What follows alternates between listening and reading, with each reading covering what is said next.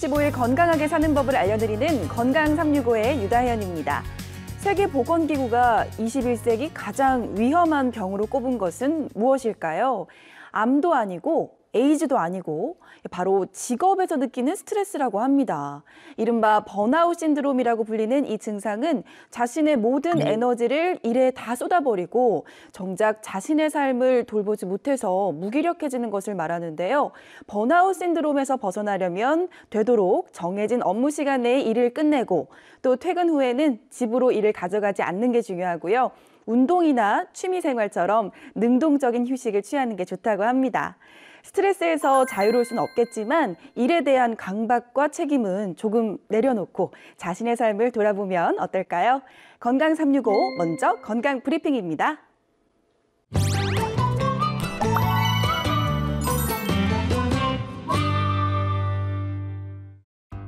안녕하세요. 건강브리핑 이금숙입니다. 만성질환 증가로 약물을 복용하는 사람들이 늘면서 약물과 식품 섭취의 상호작용, 즉 부작용에 대한 위험성이 대두되고 있는데요. 국내에 놓인 10명 중에 6명은 고혈압, 당뇨병 등 만성질환을 3개 이상 앓고 있고요.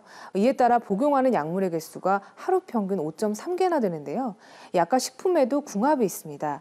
약을 먹을 때 식품 선택을 잘못하면 약이 독이 될 수 있는 건데요. 오늘 건강브리핑에서는 약과 식품의 궁합도에 대해서 알아보도록 하겠습니다. 우선 약물과 함께 먹었을 때 부작용이 잘 생기는 대표 식품은 자몽 주스, 또 오렌지 주스 등 주스류인데요. 이 주스 중에서도 자몽 주스가 약물 부작용을 가장 많이 일으킵니다. 이 자몽 주스에 함유된 나린겐인 성분 때문인데요. 이 성분이 약물을 분해하는 간의 특정 효소를 과활성화시켜서 독성을 유발하는 겁니다. 이 함유량은 낮지만 오렌지 주스에도 이런 나린겐 성분 등이 들어있어서 주의해야 합니다. 특히 오렌지 주스는 제산제와 같이 먹으면 안 되는데요. 이 제산제의 알루미늄 성분이 이 오렌지 주스의 비타민 C가 만나서 흡수가 많아지면 이 신경 독성을 유발할 수 있습니다. 또 변비약과 유제품은 상극입니다. 이 변비약 중에서 비사코딜 성분의 약은 이 대장에서 약효를 내는데요. 이 약은 산성 상태에 위에서 녹지 않도록 코팅을 하는데 이 약 알칼리성인 우유를 마시면 위산이 중화되면서 위에서 변비약 코팅이 손상돼 약물이 녹습니다. 이렇게 되면 약효가 떨어지는 것은 물론 복통과 위경련 등의 부작용이 발생할 수도 있습니다. 또 우리 흔히 심장 건강을 위해 아스피린을 챙겨 먹는 분들이 많은데요. 이 아스피린을 먹을 때는 마늘을 조심해야 됩니다. 이 마늘은 약물이 간에서 분해되는 양을 변화시켜서 혈중 약물 농도에 영향을 미치기 때문인데요. 이 아스피린뿐만 아니라 항응고제, 그다음 면역 억제제 등도 마늘에 영향을 받습니다. 그러나 음식 속에 있는 그 소량의 양념으로 들어가는 정도의 마늘은 괜찮고요. 이들 약을 복용할 때는 마늘즙이나 마늘 엑기스, 마늘 파우더 등의 섭취를 자제해야 됩니다.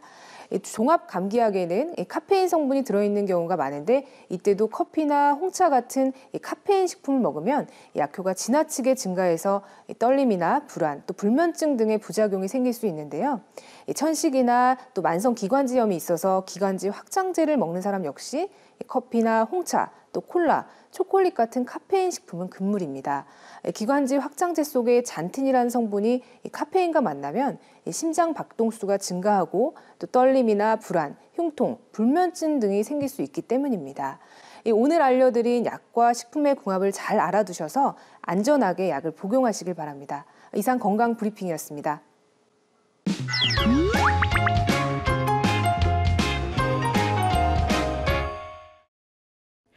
노출의 계절 여름입니다. 이맘때가 되면 늘 신경 쓰이는 게 있죠. 바로 살인데요. 예뻐 보이고 싶어서 혹은 건강이 안 좋아서 등 나이를 불문하고 다이어트 한번 안 해본 사람이 없을 겁니다.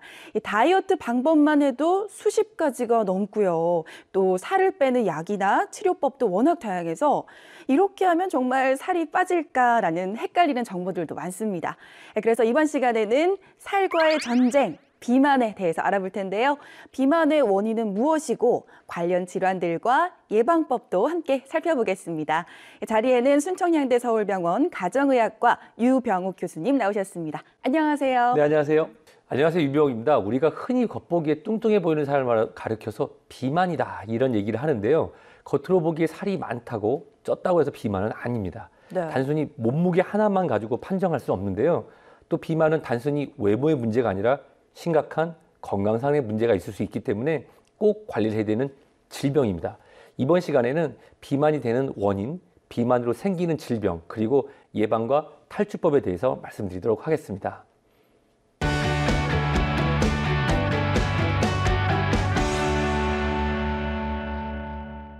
네, 교수님, 먼저 우리나라의 비만 인구 어느 정도 되나요? 우리나라 국민건강영양조사가 1998년부터 시작됐습니다. 네. 그때 당시 자료를 보면 남성 인구의 약 28%, 여성 인구의 25%로 나와 있는데요. 최근 자료를 보니까 2015년도 자료에는 남성분이 무려 39%. 많이 늘어났네요. 네, 여성은 네. 28%로 이제 약간 오르락내리락 하긴 하는데 전반적으로 남성, 여성 모두 증가되는 추세를 보이고 있습니다. 근데 왜 이렇게 해를 거듭할수록 좀 비만 인구가 느는 건지도 궁금해요. 사실 지금 우리 방송도 좀 앉아서 하고 있지 않습니까? 네. 서서 일하던 시기에서 우리는 좀 앉아서 일하는 시기고 다음 미래는 또 누워서 일할지도 모릅니다. 이 좌식하는 습관으로 일반적인 활동량이 줄어든 것이 첫 번째라고 하고요. 네. 두 번째는 대한민국 같은 경우는 서구적인 식단, 그리고 또 과거에는 없었던 2차적인 질환, 당뇨병들이 증가하는 것도 있고, 또 우리나라에서는 이 비만하다 뚱뚱하다는 개념이 많이 변해서 비만 인구에 대한 정의가 변한 것도 있습니다. 근데 이런 여러 가지 이유에도 불구하고요. 살이 또 안 찌는 분들이 있더라고요. 주변에 보면 저는 제일 부러운 사람이 아무리 먹어도 안 찌는 사람이거든요. 분명히 저보다 많이 먹는데 살은 안 찌고 제가 찌는 것 같고요. 이렇게 보면 또 살찌는 체질이 따로 있나 싶은데 따로 있나요? 살찌는 체질이? 사실 우리 비만은 유전이라고 하는 것이 현재까지 연구 결과에 나와 있습니다. 우리가 쌍둥이가 일란성 쌍둥이가 있고 이란성 쌍둥이가 있습니다. 제가 이런 표현을 쓰는데 일란성 쌍둥이가 피치 못할 사정으로 따로따로 입양이 돼서 다른 부모한테 컸을 때 과연 어떤 영향이 있나 이런 연구 추적 조사를 해봤는데 오. 실질적으로 환경이라든지 식습관의 변화 상관없이 비만한 일란성 쌍둥이는 그대로 비만하고 비만하지 않은 경우 비만하지 않다고 합니다. 이란성 쌍둥이인 경우에는 그런 환경 영향에도 영향을 받는 것 같이 보이지만 실제로 또 영향을 받지 않는데요. 네. 무슨 얘기냐면 이런 유전적 원인에 따라서도 나타나는 경우가 거의 대부분이고요. 체질적으로 하는 표현을 쓰는데 사실 체질이라는 표현보다는 본인의 식습관이라든지 에너지를 소비하는 습관에 대한 차이가 있는 겁니다. 저는 나보다 많이 먹는데 살이 안 쪄가 아니라 그분이 덜 먹을 가능성이 많고요. 아. 나보다 더 운동을 많이 할 가능성이 큽니다. 아, 그러니까 제가 보이지 않는 그 어떤 것들, 어떤 노력들이 또 많이 행해지고 있을 수도 있는 거네요. 그죠? 보통 안 드신다고 하시는 분 중에서 드시는 분이 많습니다. 네, 알겠습니다. 그런데 또 이런 거 있잖아요. 아, 나는 물만 마셔도 살이 찌는 것 같아. 이러는 경우가 있는데 사실 이게 의견이 좀 분분하거든요. 물만 마셔도 살이 찐다. 아니면 아니다. 어떤 게 정답이에요? 제가 확실히 말씀드릴 수 있습니다. 네. 물은 칼로리가 없습니다. 물만 먹어도 살은 절대 찌지 않고요. 물을 먹는다는 얘기는 뭔가 과자나 다른 간식을 먹었기 때문에 물을 마신다고 봅니다. 그래서 물을 먹어도 살이 찌는 게 아니라 그거는 일종의 일시적인 현상인 부종으로 나타나는 것이지 실질적으로 물을 마셨다고 살이 찌는 것은 아닙니다. 네, 물을 아무리 많이 마셔도 살은 찌지 않으니까요. 마음 놓고 물 드셔도 될 것 같습니다. 그런데 또 보면요. 우리나라 여성들 유독 다이어트에 목을 매는 경우가 많잖아요. 조금만 살이 쪄도 관리를 하고요. 저 같은 경우는 그냥 개인적으로 비만보다 오히려 이렇게 과도한 다이어트로 인해서 생기는 또 건강 문제가 또 더 문제가 아닐까 싶기도 한데요. 근데 겉보기에 마르다고 해서 다 마른 게 아니라고 해요. 맞습니다. 네, 뭐 마른 비만 이런 얘기가 있던데 어떤 건가요? 마른 비만? 우리가 볼 때 뭐 숨겨진 살이 있다 그러는데 이 숨겨진 살이 눈에 보이는 이런 옆구리 살 이런 거 말고요. 네. 실질적으로 보이지 않는 살이 있습니다. 한번 보시면 정상인 분들 보시면은 이 체지방률은 20%로 정상입니다. 네. 체중도 같고 키도 같고 체질량 지수 우리가 키와 몸무게로 계산하는 다른 게 하나 있죠. 바로 체질량 지수인데요. 네. 체질량 지수가 자기 몸무게의 32%를 초과하는 경우, 즉 근육량은 점점 줄고 지방량이 늘어나는 경우, 똑같은 55kg의 사람인데도 어떤 분은 지방량이 총 체중의 32%고 어떤 분은 20%라고 하면 그분은 지방이 더 많은 거잖아요. 네. 방금 말씀하신 것처럼 우리가 과도한 다이어트를 뺐다 쪘다를 반복하면서 근육량은 점점 줄어들고 지방은 점점점 늘어나는데 우리가 아침마다 올라가서 재는 체중계 양은 네. 같아서 살이 안 빠지는 건가 생각하지만 실제로는 더 악화되는 상황입니다. 그럼 일반적인 비만보다 마른 비만이 더 위험한 건가요? 우리 몸이 이렇게 건강하고 우리 유 아나운서님이 건강한 이유는 바로 건강한 근육을 갖고 있기 때문입니다. 아, 근육을 충분히 갖고 있는 경우에는 우리가 당뇨병의 발병 원인 중에 하나인 인슐린 저항성을 떨어뜨리기도 하고요. 또 엉덩이나 허벅지 근육이 많은 분들은 또 혈압도 조절이 잘 됩니다. 아 그래요? 예. 그런데 똑같은 몸무게지만 지방량은 많고 근육이 적은 경우에는 인슐린 저항성이 올라가서 당뇨의 발병 또는 악화가 될 수도 있을 거고 또 혈압 조절이 잘 안 되다 보니까 뇌혈관 질환, 신장 질환 등이 더 발병하기가 쉽겠죠. 또 네. 하나 근육량이 점점 줄어드는 경우에는 기초 대사량이 줄기 때문에 다음번에 살을 빼기가 더 어렵습니다. 그렇겠네요. 그래서 네. 사실 마른 비만인 분들은 체중만 보셔서는 안 되고 체지방량을 꼭 봐야 되는 이유가 점점 비만해질 수 있는 것과 각종 만성 질환에 노출될 가능성이 높기 때문입니다. 나는 너무 이뻐 난 참 섹시해 미모는 나의 무기 I'm a beautiful girl.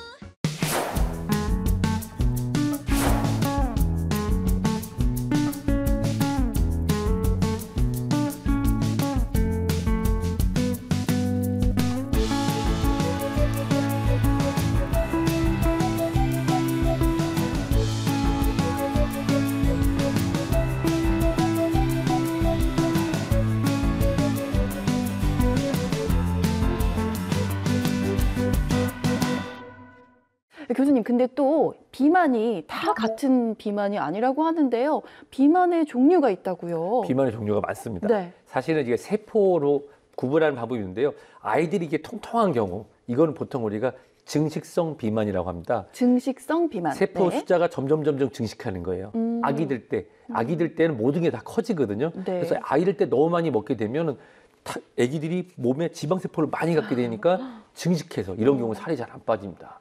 근데 숫자가 늘어나는 게 아니라 크기가 커지는 비후성 비만. 네. 그 성인들이죠. 어렸을 때는 날씬했었는데 나이가 들어가지고 세포 숫자가 늘어나서 맞아요. 그런 분들이 있어요. 이런 분들은 살이 잘 빠지긴 하는데 네. 오해를 하고 혹시라도 지방 흡입 등을 하게 되면은 네. 숫자가 줄어들때 더 많이 커지는 그런 경우가 발생할 수 있고요. 또 우리가 부위로 나눌 수 있는데 상체형 비만, 하체형 비만, 중심형 비만이 있습니다. 네. 하체형 비만은 보통 여성에서 많이 나타나게 되는데요. 이거는 출산을 대비하면서 지방이 나타나는 경우고 중심성 비만은 보통 사장님 배라고 하죠. 남성 네. 비만이 많고 폐경 후 여성분들의 지방 분화가 떨어지면서 상체가 이렇게 두꺼워지는 상체형 비만은 보통 폐경 후 여성에서 많이 나타납니다. 그러니까 여성 같은 경우에는 허벅지나 엉덩이 그리고 상체형으로 좀 발달이 되면서 비만해지고 남성 같은 경우에는 복부 쪽으로 많이 비만이 맞습니다. 되는군요. 또 그리고 네. 의사들이 또 어렵게 얘기하는 비만도 있어요. 뭐 원발성 비만, 이창성 비만이 있는데 네. 원발성 비만은 원인은 잘 모르고 그냥 비만한 거고 이창성 비만이라고 하면 당뇨나 네. 갑상선 기능 저하증, 기타 다른 내분비계 질환으로 인해서 이게 비만해지는 이런 과정으로 얘기하는데 그보다 보통 우리가 일반적인 분류를 더 많이 선호합니다. 네. 그러니까 일단 살이 찌게 되면은 2차적으로 뭐 당뇨병이라든지 고혈압, 뇌졸중 이런 것들이 또 발생을 할 가능성이 높잖아요. 이런 걸 보면 비만이 결국에는 전신 질환과도 관련이 있다. 이렇게 봐야겠죠. 맞습니다. 사실 WHO에서 비만을 질병으로 정의한 지는 좀 됐는데요. 네. 근데 아직도 비만을 질병을 인지하지 못하시는 분들이 있어요. 맞아요. 근데 이제 네. 고혈압이나 당뇨, 이상지질혈증, 고지혈증 같은 것들이 네. 대부분 다 그 전에 발생되는 전구 질환으로 나타나거든요. 이런 모든 질환들이 비만이 전구돼서 나타나기 때문에 방금 말씀하신 대로 하나의 질병으로 보고 치료해야 되는 이유가 됩니다. 그러니까요. 이게 비만과 관련이 없는 질환이 없는 것 같습니다. 그만큼 이 비만은 꼭 치료해야 할 질병이라는 얘기일 텐데요. 또 궁금한 게 있어요, 교수님. 왜 우리가 흔히 나이살이라고 하잖아요. 저도 보면 아주 어렸을 때는 뭐 저녁 한 끼만 굶어도 다음날 체중도 줄고 뭐 뱃살도 없어지고 하던데 이제는 그렇지가 않더라고요. 제 배를 보면서 그런 얘기 났어요. 네. 사실 네. 나이살이 정의는 의학적으로는 없습니다만은 의학적으로 연구를 해본 몇 가지 재밌는 이론이 있는데요. 네. 남성의 성호르몬인 테스토스테론이 가장 높은 시기가 25세입니다. 그 다음부터 차근차근 주는데요. 여성 같은 경우는 이 성호르몬이 18세에서 30세까지 충분히 나오다 이제 줄어들게 되잖아요. 네. 이런 성호르몬이 감소하면서 기초 대사량. 우리가 가만히만 있어도 우리 몸에 있는 지방이나 에너지를 활용하는 것이 떨어지기 때문에 살이 생긴다는 나이살 이론.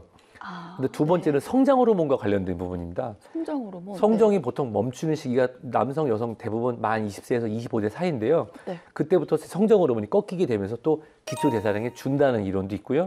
또는 이제 지방 자체가 우리가 갈색 지방과 하얀 지방이 있는데 갈색 지방은 좋은 지방이고 하얀 지방은 좋지 않은 지방입니다. 네. 어린이들은 갈색 지방이 많이 있고 나이 드신 분들은 하얀 지방이 많은데 자연적인 지방이 변화하면서 쌓이고 타지 않는다는 이런 이론들이 있습니다. 근데 나이살의 가장 큰 원인은 뭐라고 하는지 아세요? 글쎄요, 네. 뭘까요?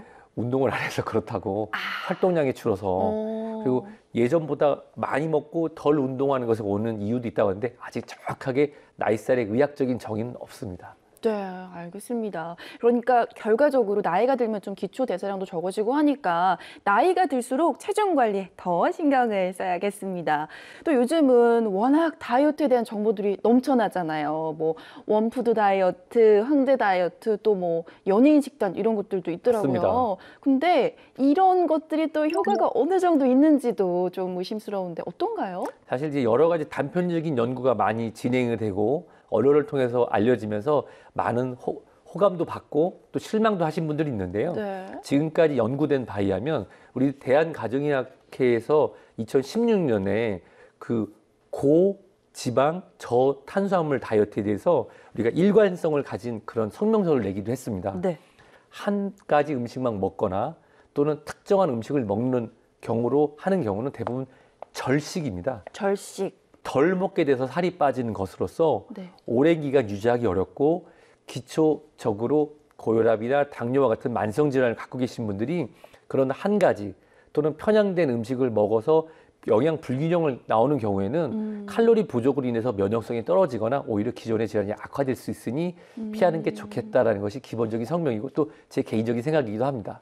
그러니까 결과적으로는 좀 균형 잡힌 식사, 영양소가 좀 좋은 많이 들어있는 걸 위주로 식사를 하는 게 좋고 뭐 원푸드 다이어트 같은 경우는 진짜 하나만 먹잖아요. 그렇다 보면 또 아무래도 또 여러 가지 또 안 좋은 점도 생길 수 있으니까. 참 그 전에 황제 다이어트라고 그래서 네.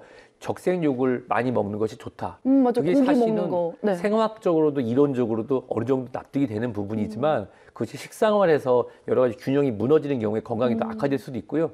그걸 주장하신 분은 심근경색으로 사망한 안타까운 일도 있었습니다. 아, 그래요. 네. 그런 경우도 있었군요. 네, 그래서 하나만 인자로만 가지고 체중 조절하거나 비만을 조절하기는 어렵고요. 말씀하신 대로 식습관, 운동, 생활 습관 이게 모든 게 조화로워지는 어떻게 우리가 생활 속의 자전거라고 하죠. 여러 가지 바퀴가 물려 돌아가면서 더 자연스럽게 비만도 질병도 관리가 가능할 것 같습니다. 네, 그러니까 이 식습관과 운동 그리고 생활 습관 이렇게 세 가지가 잘 조화를 이뤄야 된다는 점 말씀해 주셨습니다.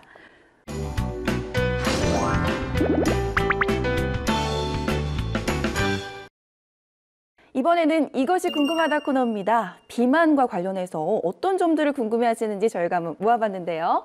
첫 번째, 변비가 오래되면 복부 비만이 된다. 교수님, 이건 정답이 뭔가요? 정답은 당연히 X입니다. 아, X. 네. 관련이 없군요. 그게 이유가 네. 이 변비가 있으면 아무래도 배가 좀 무겁고 그래서 내가 이것이 아랫배가 뚱뚱해지는 게 아닌가 생각하시는데 너무 제가 잔인한 얘기를 해도 될까요? 하셨습니다. 아랫배가 나오는 거는 먹어서 지방이 쌓여서지 우리 몸에 배설물이 쌓여서 그런 건 아닙니다. 우리 몸에는 숙변이라는 것도 존재하지 않고요. 하루에 한 번 또는 일주일에 3번 미만 정도로 3번 정도 변을 보셔도 그것이 변비도 아니고 다 밖으로 배출되기 때문에 네. 그것이 쌓여 생기는 것이 아니라 많이 먹어서 피하 지방이나 내장 지방이 쌓이는 것입니다. 아, 결국에는 그게 뱃살이었군요. 네, 죄송합니다. 네. 알겠습니다. 자, 두 번째 질문입니다. 살이 찌면 면역 세포도 독이 된다. 뭐 몸속에 침입한 바이러스나 암을 죽이는 게 이 면역 세포라고 하는데요. 근데 살이 찌게 되면 오히려 이 이로운 면역 세포가 독이 될 수 있다고 하던데 이건 정답이 뭔가요? 정답은 세모입니다. 세모요? 그 오, 이유는 네. 이 방금 말씀해 주신 대로 우리 비만하신 분들은 일반적으로 면역력이 떨어질 수 있다라는 그런 가정하에서 연구를 진행을 해봤는데요. 네. 우리가 T세포와 B세포라고 하는 크게 두 가지의 면역 체계로 나눠지게 됩니다. 비만하신 분들 같은 경우는 비면역세포의 기능이 좀 떨어진 걸로 나와 있는데요. T세포 같은 경우는 그것이 반응하는 경우도 없는 경우도 있거든요. 다만 지금까지 연구를 보면은 비만하셔서 만성질환을 오래 앓게 되시는 분들이 그 2차적으로 발생하는 만성질환으로 면역이 떨어질 수 있다고 돼 있는데 딱 요것만 살찐 거 비만세포만 가지고 말씀드리기는 어려워서 현재까지 연구 결과는 세모입니다. 네, 이번에 대한 정답은 세모. 자, 그럼 다음 질문 볼게요. 매운 음식을 먹으면 살이 빠진다. 뭐 매운 음식을 먹으면 일단 뭐 땀도 나고요. 몸에서 열도 나니까 뭐 그냥 순간적으로는 좀 살이 좀 빠지지 않을까 그냥 이런 생각인데 이건 정답이 뭔가요? 정답은 X입니다. X. 네. X군요. 왜요? 왜 그럴까요? 매운 음식을 먹으면 살이 빠진다. 사실 매운 음식을 먹으면 체중이 도움이 되는 건 사실입니다. 그래요? 네. 근데 매운 음식만 드세요? 아니죠. 뭐 밥을 그건- 비벼 먹지. 바로 그쵸. 그겁니다. 매운 음식을 먹는, 즉 매운 종류의 음식만 드시게 돼서 적정량의 칼로리를 드시게 된다면 살이 빠질 거를 기대할 수 있습니다. 캡사이신의 그런 역할이 있기 때문이죠. 네. 근데 문제는 우리나라 식단에서 매운 음식이라고 하는 것은 보통 주식의 부재료로 들어가는 식욕을 돋궈주거나 또는 비빔밥 등에 들어가기 때문에 칼로리 조절을 하지 않는다면 매운 음식을 먹을 때 오히려 더 많이 먹게 돼서 살이 더 찔 수가 있습니다. 그러니까 이 매운 음식만 먹는다면 다이어트가 가능하긴 하겠지만 사실 이것만 먹는 사람은 잘 없잖아요. 그렇습니다. 네. 네. 이 매운 음식을 먹고 나면 또 속을 달랜다고 단 음식을 또 찾게 되고요. 맞습니다. 그러니까 이 자극적인 음식은 다이어트의 적이라는 점 꼭 기억하셨으면 좋겠습니다. 자, 그럼 마지막 질문도 저희가 살펴볼게요. 윗몸 일으키기를 하면 뱃살이 빠진다. 이거는 맞는 얘기 아닌가요? 네. 정답은 네. X입니다. 어머, 왜 X예요? 네. 사실 네. 뱃살이 빠지는 방법은 우리가 체중에 늘고 또 비만한 세포가 쌓이는 게 피부와 이제 근육 사이에 있는 건데 그것이 오래되면은 마치 귤껍질처럼 보는 셀룰라이트로 변한다고 합니다. 네. 그 셀룰라이트를 없애기 위해서 막 몽둥이로 확 때리고 꼬집고 그러시는 분인데 그럼 아프기만 합니다. 균형 잡힌 식단을 통해서 그런 체지방 세포의 영양 균형을 주지 않는다면 그 전혀 줄어들지 않거든요. 그리고 윗몸 일으키기를 해서 뱃살이 빠지는 분들은 이미 충분히 운동을 해서 내장 지방까지 다 태우시고 배의 아름다운 뭐 11자 뱃살이나 왕자를 새기려고 하시는 분들한테 도움이 됩니다. 즉 윗몸 일으키기가 아니라 전신 운동을 통해서 내 몸의 칼로리를 소모하고 균형 잡힌 영양을 공급하지 않는다면 뱃살은 평생 우리랑 같이 있습니다. 저도 굉장히 열심히 운동하고 조절하는 편인데 네. 나이살이라고 제가 주장하는 옆구리에 살짝 배둘레염이 존재하는데요. 윗몸 일으키기로 없어지는 것이 아닙니다. 그러니까 제가 착각을 하고 있었네요. 그러니까 윗몸 일으키기를 하면 뱃살이 빠지는 게 아니라 이제 근력 운동에 그렇습니다. 도움이 된다는 점 짚어주셨습니다. 원장님 오늘 도움 말씀 고맙습니다. 이번 시간에는 비만에 대해서 살펴봤는데요. 한 가지 더 정보를 드리자면 심장이 좋지 않은 사람들이 무리하게 다이어트를 하거나 잘못된 방법으로 요요 현상이 반복되면 오히려 더 위험하다고 합니다. 심혈관 질환이 있는 과체중 환자가 잘못된 다이어트로 요요 현상을 반복적으로 겪을 경우 심장마비나 또 뇌졸중에 걸릴 위험이 증가하고 이에 따라 사망 가능성도 높다고 하는데요. 심혈관 질환 환자에게 체중 감량이 꼭 필요한 만큼 전문의와 상의한 후에 체중을 관리하시기 바랍니다.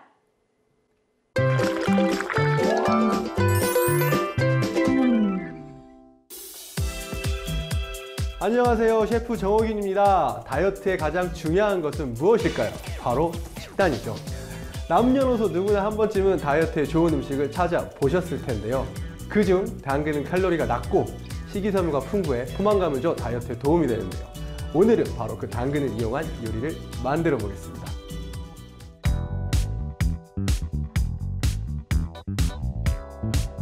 네, 오늘은 식이섬유가 풍부한 당근을 가지고 샐러드를 만들어 보겠습니다. 당근 사실 갈아서는 많이 드시는데 샐러드는 잘 안 드세요. 그 특유의 그 식감이랑 그 약간 입에 씹히는 그 맛 때문에 되게 싫어하시거든요. 근데 요거를 제가 오늘 조금 색다르게 해서 샐러드 드실 수 있는 방법을 알려드려 볼게요. 캐슈넛을 잘게 부셔주세요. 당근은 적당한 크기로 썰어주세요. 오일을 두르지 않고 볶아줍니다. 잘 볶은 당근은 냉장고에 넣어서 식혀주세요. 약간의 소금과 핫소스를 넣어줍니다. 상큼한 맛을 위해 식초도 약간 넣어주세요. 약간의 올리브유를 넣고 잘 버무려줍니다. 볶아놓은 캐슈넛도 함께 넣어주세요. 그릇에 당근을 담아주세요. 마지막으로 캐슈넛에만 후추를 넣고 후추 맛을 강조해줍니다.